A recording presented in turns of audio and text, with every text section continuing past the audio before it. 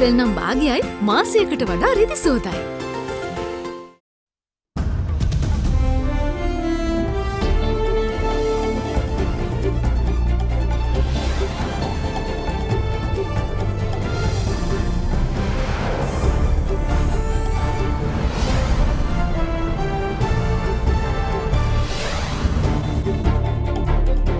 Tonight, supporting terror.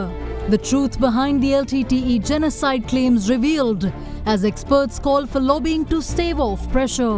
Most of these governments are under obligation because they were the people fully supported for their political wins. Try something new. The Sri Lanka Medical Association calls for studies on mixing and matching vaccines in the face of AstraZeneca shortages. Ready for any eventuality, authorities remain on standby with a comprehensive contingency plan for large-scale oil spill. We have kept all the things standby, and whatever required, if there will be an oil spill, we are standing by.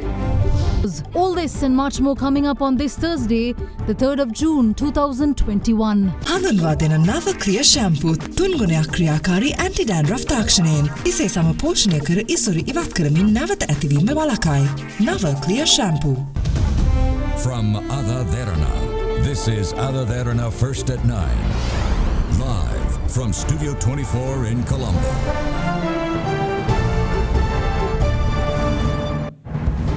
Good evening and welcome to First at 9. I'm Shanella Fernando in your top stories for tonight. The Ministry of Foreign Affairs has responded to news of a resolution that was filed in the US House of Representatives calling it evidence of the massive influence of LTTE sympathizers in the US Congress. It added that the resolution seeks to carry forward the separatist agenda of the LTTE, which is proscribed as a terrorist organization in 32 countries, including the United States. The Ministry of Foreign Affairs has issued a statement yesterday rejecting a bill tabled in the US House of Representatives relating to allegations of genocide during the last stages of the war against terrorism. Resolution number HRES 413, introduced in the United States House of Representatives by Representative Deborah K. Ross on 18th May 2021, along with 4 other representatives, namely Bill Johnson, Danny K. Davis, Brad Sherman and Kathy Manning, has been referred to the House Committee on Foreign Affairs. The ministry says that the government of Sri Lanka vehemently opposes the contents of the resolution, which contains allegations that are unsubstantiated and have unfounded and blatant lies, raising grave suspicions on the intention of the resolution. It adds that considering the inaccurate, biased and one-sided nature of the proposed resolution, it may be noted that this is not a mere human rights resolution, but appears to be one influenced by a coterie of sympathizers of the LTTE in the US Congress to carry forward the separatist agenda of the LTTE, which is proscribed as a terrorist organization in 32 countries, including the United States. Further, the statement says that the government of Sri Lanka is in the process of submitting its response through the Sri Lanka Embassy in Washington, D.C. to representatives of the House Foreign Affairs Committee and House Subcommittee on Asia and the U.S. Embassy in Colombo. කාලගුණය කොහොමුණත් Rhino නං වහලට safe තමයි මුළු ගෙදරම. Sri Lanka needs to prepare a national human rights action plan consisting of recommendations suggested by all commissions that investigated claims of genocide at the next United Nations Human Rights Council sessions in October this year. This was stated by former Human Rights Commissioner Professor Pratibha Mahanamaheva, who along with complex emergency specialist Dr. Michelle Brooks joined in Divariya Muwatta on our current affairs program at Hyde Park on AdaDerana 24 earlier today. At the discussion, Professor Mahanamaheva revealed that foreign governments were obliged to pursue the LTTE agenda despite it being a proscribed organization due to voter pressure from diaspora groups. With Sri Lanka facing a multi-pronged campaign targeting its military and civilian leadership with accusations of an alleged genocide against the Tamil people during the war against terror, there are many questions as to the timing and intentions of their sponsors. Genocide in Sri Lanka. What's this new campaign that we're seeing? This campaign started immediately after the United Nations Human Rights council sessions finished and again Sri Lanka resolution passed. But there are another two projects. That is where Yasmin Suka is going with a team International Truth and Justice Project. That is where collecting Sri Lanka had committed war crimes. And also you have to remember a month ago US Senator Willie Nickel passed a resolution that is to set up a Human Rights High Commissioner's office in North and East. Don't forget the Bill 104 only in Ontario. This is where they are trying to put into the federal level. If you put into the federal level, it becomes a law. And also once again, this United States latest move in the Congress, Tamil homeland. If they are recognizing that in country-wise, finally UN also have no choice. Sri Lanka government must take this as seriously and take their propaganda in diplomatic level. I think that this is a clear indication of the LTT's global attempt at gaining strength again. I think that the Canadian government in this case is overwhelming a small island nation by passing this legislation and threatening, therefore, to continually, year after year, miseducate Canadians of what really went on during this terrible, terrible war. Professor Mana Maheva then called on the government to take the fight to the LTT diaspora groups by engaging in a comprehensive lobbying campaign with foreign nations, which will create a better awareness of the Sri Lankan narrative. Why haven't we taken it seriously here? Forget about Canada. Now Sri Lanka, I gave several examples where they were celebrating these LTT terrorist activities. Any action had taken. This is a real violation. Article 3 of the Constitution, and they were celebrating that inside the Parliament complex in first time, not outside. So this is where you have to take it very seriously. What about the integrity of the country? If the government having a policy, right, let them give a chance to celebrate. Otherwise, stop them and take them into the court of law. That is the thing government first have to do. Number 2, give the awareness of all the governments, even Commonwealth countries. Why can't give them a dossier to the government? Look here, we have never committed this, but we are not doing the lobbying. So we are weak in that, the lobby work. So what the Foreign Ministry Protocol Division definitely must start a lobby work. That is the first argument I am making.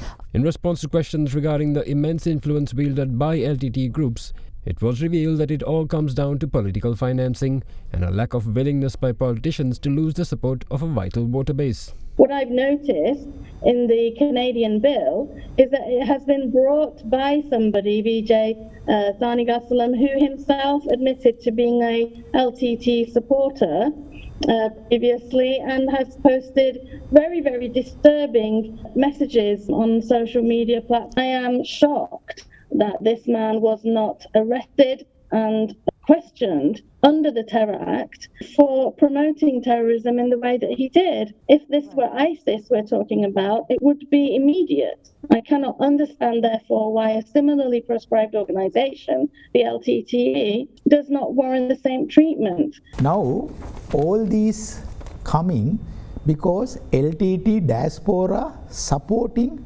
for a government to be elected.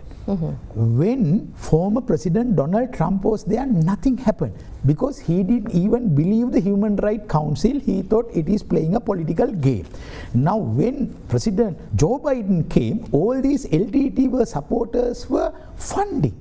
Lot of evidence there. Most of these governments are under obligation because they were the people fully supported for their political wins. Even in UK, they are collecting funds. Even in May, how many LTT flags came up? In London, what type of action took by the mayor? Nothing. That means they are supporting. Most of these, I am openly telling. Meanwhile, Dr. Michelle Brooks added that Sri Lanka should only focus on answering to the United Nations on its issues and not to nations that have their own issues to sort out. If there is a question to answer, it should be answered to a relevant authority such as the UN. It should not be a question that Sri Lanka has to answer to another state who themselves are guilty of tremendous crimes against humanity, who have stolen the land of people who are native to that country and then built air force base on them. This was reported in 2020. This is very, very remarkably similar to what the Canadians accused Sri Lanka of. It's fundamentally humanly wrong. Canada needs to be told to back off from Sri Lanka and allow Sri Lanka to go forward in unity itself. In conclusion, Professor Mana Maheva says that Sri Lanka needs to focus on the next UNHRC sessions in October this year and should go armed with its own recommendations for improving its human rights record. What we can do, we'll get ready for the October sessions now. To get ready for the October session, get all these recommendations and prepare a set of National Human Rights Action Plan and kindly appoint a committee in the Parliament to study this and propose, and finally we will present this in the October sessions. With a sudden increase in the vehicles entering Colombo and suburbs noticed, Deputy Director General of Education and Research at the Ministry of Health, Dr. Hemantha Herat says that excessive public movements will not help obtain the best outcomes of the travel restrictions. Meanwhile, Dr. Herat stated that the restrictions were not extended due to an increase in COVID-19 infections reported as rumoured. Last evening, Chief of the National Operations Centre for the Prevention of COVID-19, Army Commander General Shavendra Silva, announced that the island-wide travel restrictions that were initially to be lifted on the 7th of June have been extended until the 14th of June.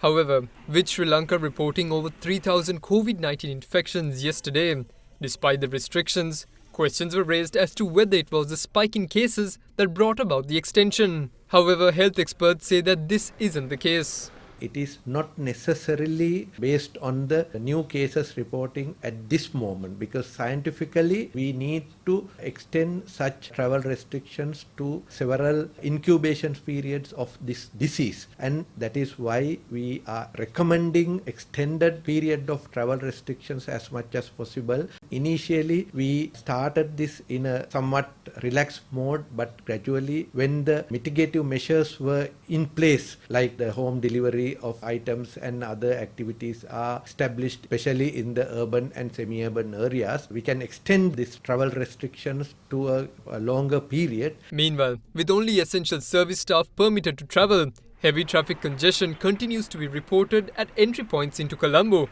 leading authorities to suspect mass abuse of travel permits. Health authorities are now warning that such behavior is bound to have a negative effect on the country's efforts to contain the current wave.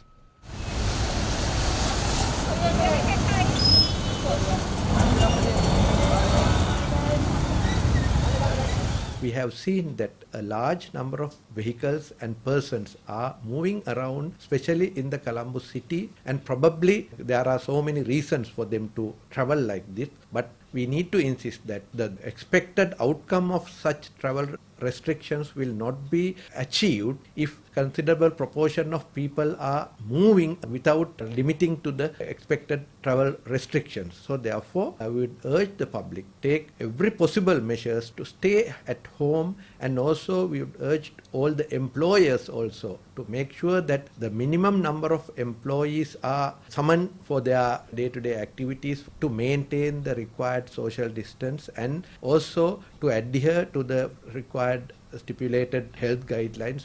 Meanwhile, President Gotabaya Rajapaksa issued an extraordinary gazette yesterday, declaring several services as essential. According to the gazette, services pertaining to the supply, storage, distribution and regulation of essential consumable items, such as through Lanka Satasa, the Cooperative Wholesale Establishment, the Food Commissioner Department, the Department of Cooperative Development and Cooperative Societies have been declared essential. In addition, all services performed by all government officers under provincial councils as well as health services too have been redesignated. With that, all the Sadasa outlets located island-wide are to remain open daily during the travel restrictions to carry out deliveries through mobile vendors. Further, post officers and sub-post officers reopened today to provide limited services such as senior citizen allowances and distribution of medicines. Accordingly, members of the public who will need to use the service can use their pension cards or senior citizen identity cards as travel passes. Meanwhile, the Postal Department commenced deliveries of medication from government hospital clinics to homes from today. A special hotline 1950 has been set up to deal with any public complaints and for delivery information. In the meantime, the Rs 5,000 allowance was distributed to people affected by the travel restrictions. Meanwhile, the first phase of a program to provide dry ration packs to temples was worked off today at Temple Trees under the patronage of Prime Minister Mahinda Rajapaksa. More news on the other side of this break. Stay tuned.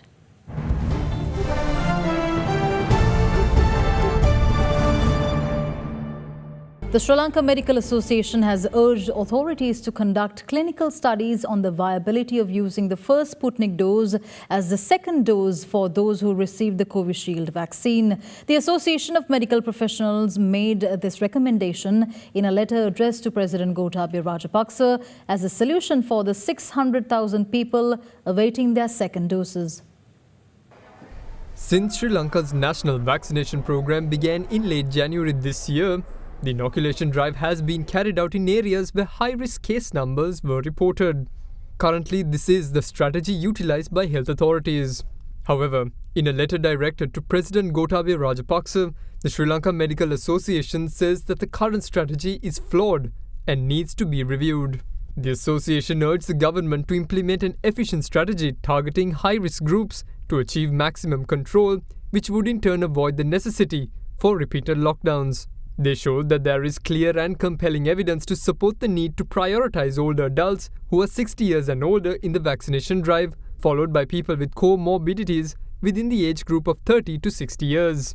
In the letter, the SLMA stated that it is the opinion of experts to vaccinate people in crowded areas such as main cities in high-risk provinces or districts when selecting geographical locations for the vaccination drive. It was suggested that an equal amount of vaccines could also be given to hospitals to immunize high-risk people with comorbidities while vaccinating people working in large numbers in enclosed areas with longer shifts in economic hubs and other essential congregate settings.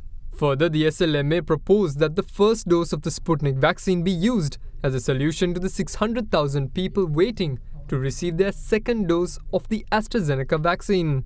They suggest monitoring antibody levels for 2 weeks following the administration of the Sputnik vaccine in about 100 people who had previously received the first dose of the Covishield vaccine, while noting the importance of documenting the adverse effects during such a clinical trial. In addition, they highlighted the need to reserve the second dose in instances where a second dose has been scheduled in the future. Meanwhile, Deputy Director General of Education and Research at the Ministry of Health, Dr. Hemanta Herath, stated that people still could get COVID-19 as it takes 2 weeks for the body to develop its immunity against COVID-19 after receiving the vaccine. As such, he urged the public to not look at this as a failure and not to be discouraged in getting the vaccine. There have been reports that number of persons or employees of a factory has been reported to be infected with COVID-19 infection after getting the vaccine. What is need to be emphasized at this moment is that there will be no impact on the infectivity of a disease within the first 2 weeks of getting this vaccination, because it needs some time for the body to develop the immunity. So as a result, if somebody has acquired the disease just few days after getting the vaccination, we would say that it is not due to the failure of the vaccine, but the immunity has not been developed and the patient probably would have acquired the disease few days prior to the immunization, and it has enough time to get itself established prior to the development of the immunity. So therefore, people should not take this as a failure of vaccination, because it is possible to have, and also even after vaccination, the expected result is the reduction of the possibility of getting complications and also getting killed by the disease, as well as reducing the probability of spreading the disease, but it will not 100% prevent the acquiring of the disease. So therefore, we need to make sure that even after vaccination, we need to adhere to the health guidelines wherever possible, so that we are protected from any risk of getting infected. In other developments, Secretary to the State Ministry of Production, Supply and Regulation of Pharmaceuticals, Dr. Saman Ratnayaka, put rumours circulating on social media regarding the halting of the Sinopharm vaccine administration from tomorrow to rest. He stated that no such directive had been officially issued with regard to this and called it fake news. In the meantime, yesterday 1,681 persons were administered with the second dose of the AstraZeneca vaccine. The first dose of the Sinopharm vaccine was given to 49,378 people yesterday, raising the overall recipients to 846,583. Meanwhile, the first dose of the Sputnik vaccine had also been given to 18,514 persons yesterday. In the midst of continuous efforts by health authorities to bring the current surge in COVID-19 cases under control, members of health sector trade unions protested today over lack of facilities and protective equipment. Responding to the protest, Deputy Director General of Education and Research at the Ministry of Health, Dr. Hemantha Herath, stated that resorting to such actions are self-destructive and that health sector staff should be mindful enough to solve their issues through discussions. In the midst of combined efforts by the government and the health authorities, members of 24 health sector trade unions launched protests today for 5 hours at 9 hospitals in the country.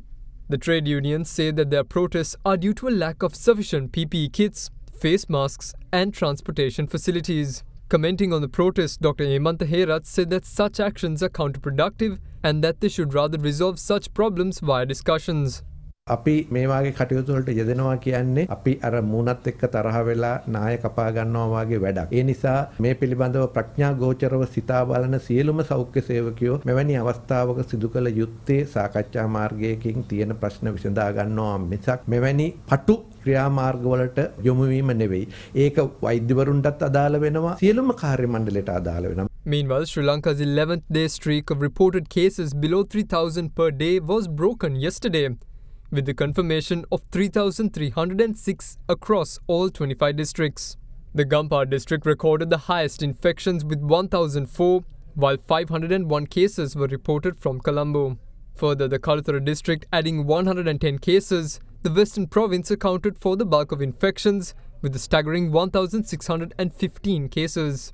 In addition, 251 infections were reported from Badulla, 167 from Mathura, 152 from Jaffna, 137 from Anuradhapura, 122 from Ratnapura, 120 from Gaul and 113 from Kurunegala. The remaining 16 districts recorded 716 COVID-19 cases between them.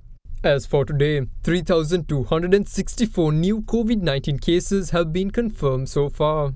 Meanwhile, Sri Lanka's overall COVID-19 related fatalities rose by 39 to 1,566 yesterday. According to the Department of Government Information, the deaths were recorded between the 17th of May and the 1st of June. Among the fatalities, one of the victims had died at home, while 4 others succumbed on admission to hospitals. The causes of deaths have been stated as COVID pneumonia and other underlying health conditions. In the meantime, with 1,683 COVID-19 patients recovering today, the total in Sri Lanka rose to 162,397. This places the number of active COVID-19 cases in the country at 31,848. Sri Lanka is now bracing for a nightmare scenario as fears over a possible oil spill are on the rise from the MV Express Pearl disaster. The ship's stern is sitting on the seabed at a depth of about 22 meters with over half of its structure underwater. The cargo vessel was gutted by a fire that broke out aboard the ship, which unleashed Sri Lanka's worst ever marine and beach pollution. With fears mounting over the imminent sinking of the distressed MV Express Pearl, the government earlier this week took a decision to tow the vessel to deeper waters. However, the fears came true after the vessel's stern ran aground on the 22-meter deep seabed after being towed for just 500 meters.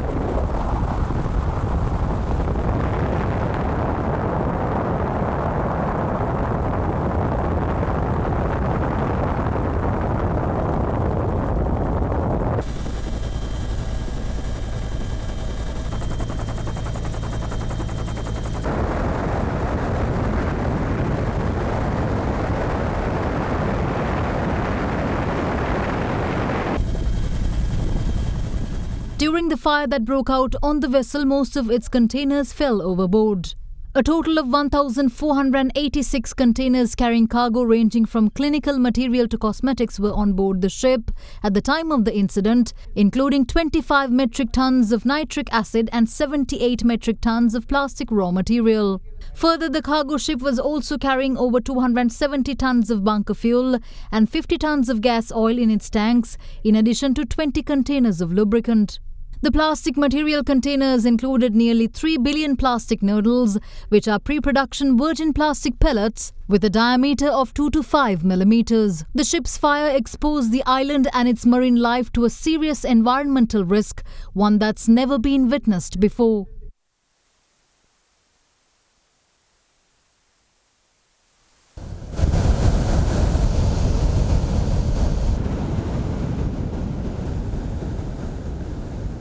With over 50% of the vessel's structure underwater, the bigger threat now remains the possibility of an oil spill.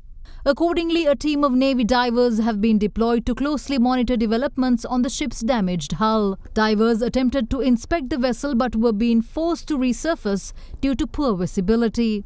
In the meantime, the Marine Environmental Protection Authority has formulated a strategic plan to be executed in an event of a possible oil spill.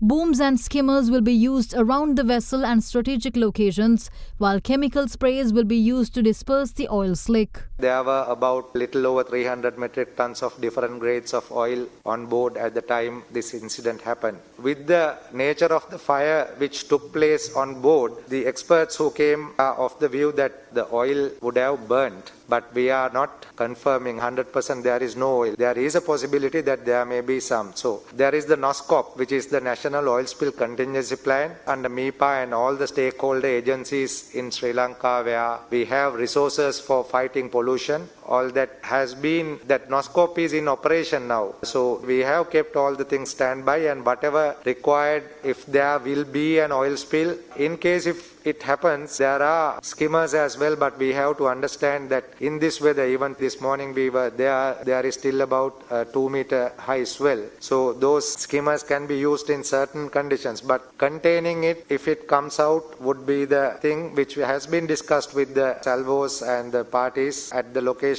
There is also Indian Coast Guard vessels still standing by to assist as necessary, and with our resources we are standing by to act in case if such an occurrence happens. However, even though officials say that there are no signs of an oil spill from the ship, patches suspected of being fuel were seen in a number of areas, including in Mount Lavinia today.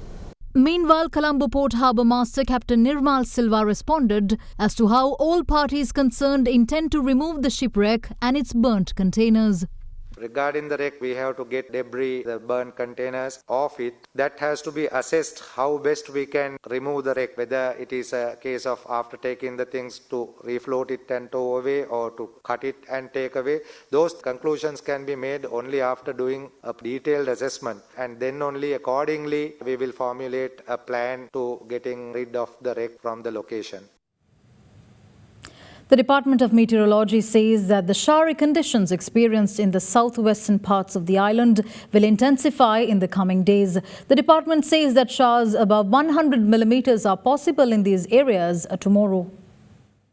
Since last night, heavy rainfall has been reported from the western, Savaragamu and Nuva provinces. Several areas in Colombo and its suburbs were flooded as a result of this heavy deluge.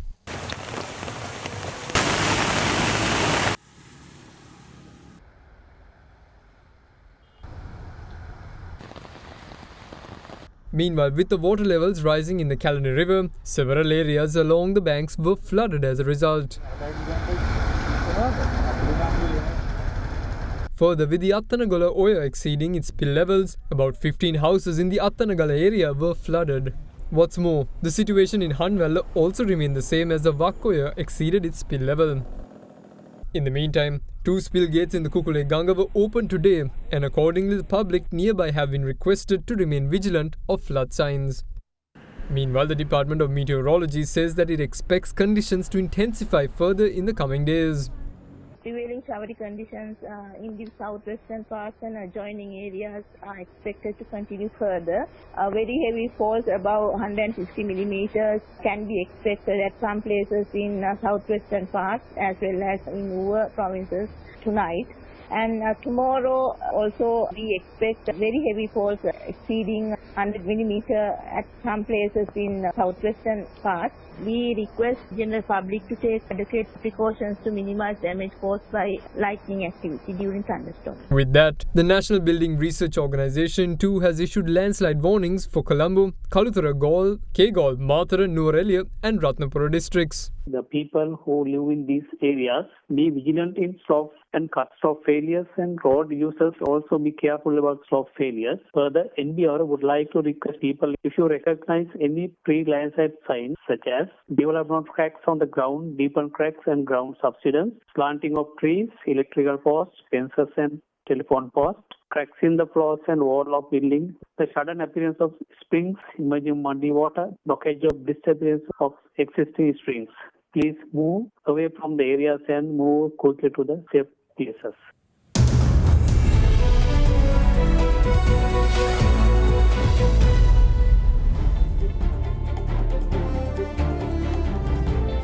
Welcome back in your business news. The old share price index ended today at 7,516.20 points after gaining 79.65 points, while the S&P SR 20 index of more liquid stocks also recorded a 24.84 point gain to end at 3,025.76. The market turnover was 2.8 billion rupees. Here's Dimantha Matthew with your daily update on the market performance.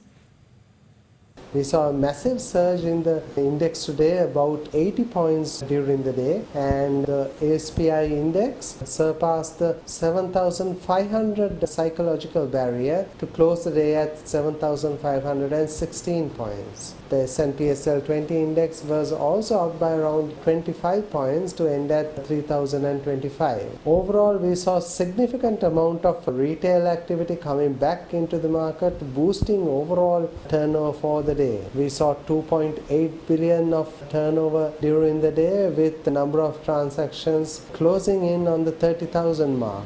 The financial services segment, led by banks and the diversified financial sectors, are the two dominant sectors for the day. So with that, we are experiencing this new trend emerging in the market, and is likely to continue for a few weeks. The rupee once again remained unchanged today at 202 rupees and 88 cents against the US dollar after ending at the same rate yesterday. Now let's have a look at how the rupee traded against other major currencies during the day.